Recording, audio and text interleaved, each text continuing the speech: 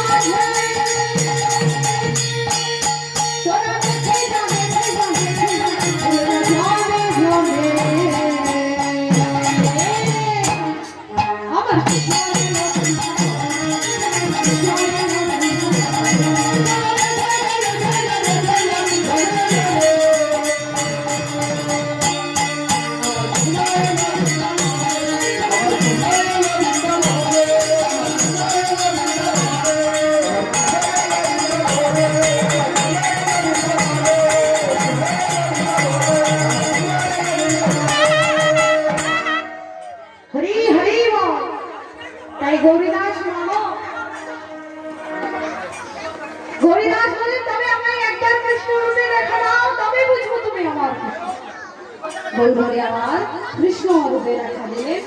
পুনরায় গণারূপ ধারণ করে বললেন, গৌরী তুমি আমার সেবায় দান করো, আমি একদিন তোমার আঙিনায় সেবা নেব, তাই অযাচিত ভাবে আমার গৌরহরি ভক্তকে কৃপা করবার জন্য আসছেন গৌরীদাসের আঙিনায়।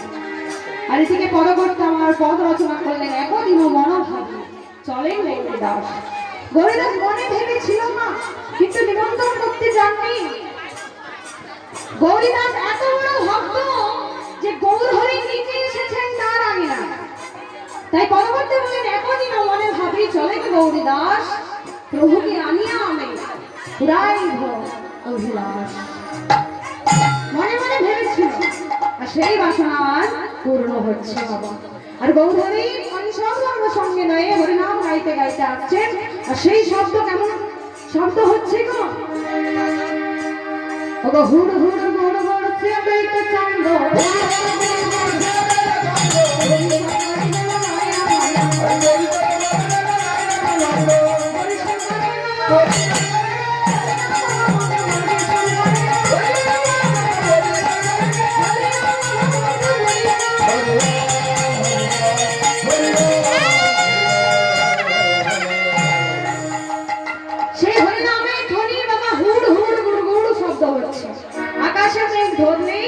বৃষ্টি হলে ওমা আগে মেঘ ধরে তো তবে তো আকাশে বৃষ্টি হয়।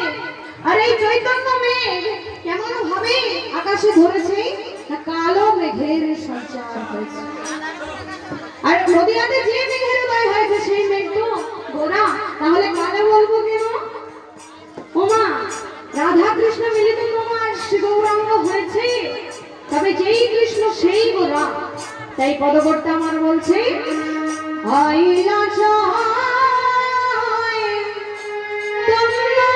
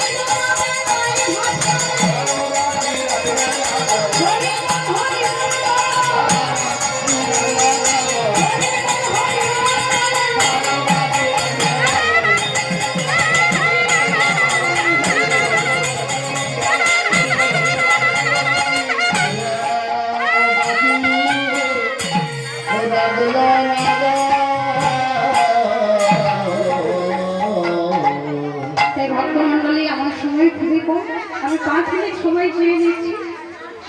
তাই প্রভু আমার এসেছে, প্রভুকে বসেছে, কেমন ভাবে পদ করতে আমার পদ রচনা করছেন গো। গৌরী দাসের মন্ত্রণে যতে কোন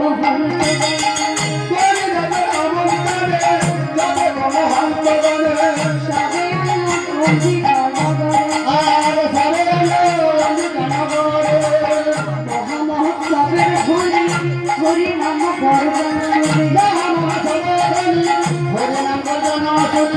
নাচে গৌরী দর্শন মন্দির নাচে গৌরী